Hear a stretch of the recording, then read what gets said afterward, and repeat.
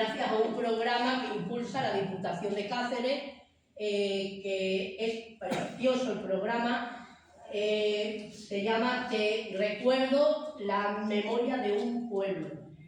Está enfocado a las residencias de mayores y a los centros de día. Que recordéis esas canciones que me hicieron vibrar y vivir una historia de España. La copla es la historia, la otra, pues de muchas cosas, de adulterio, de amor, de desamor, de ese camino que cuando no se pisa empieza a crecer la hierba porque se va perdiendo, ¿no? De muchas cosas que entonces eran tabú, de, yo que sé, campanera, que fue también ahí esa letra que hizo burla a la censura y canta un amor prohibido con un guerrillero antifranquista.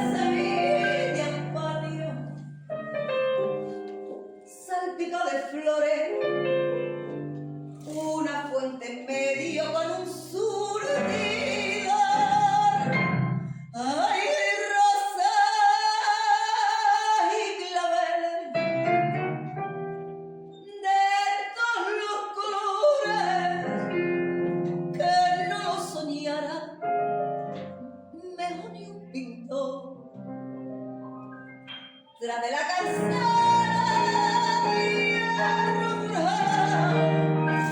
hay una mocita, una bronce y un tito a ella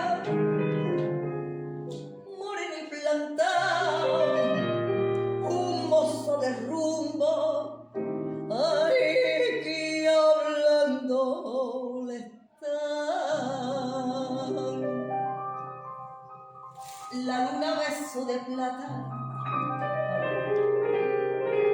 y el patio baño de luz. Muy cerquita de su novia, dijo hermosita,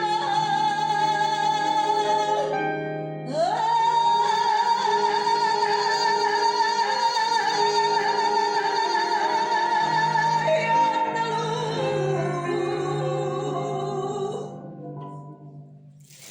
Rocío, ay, mi Rocío, manojito de la bebe, capullito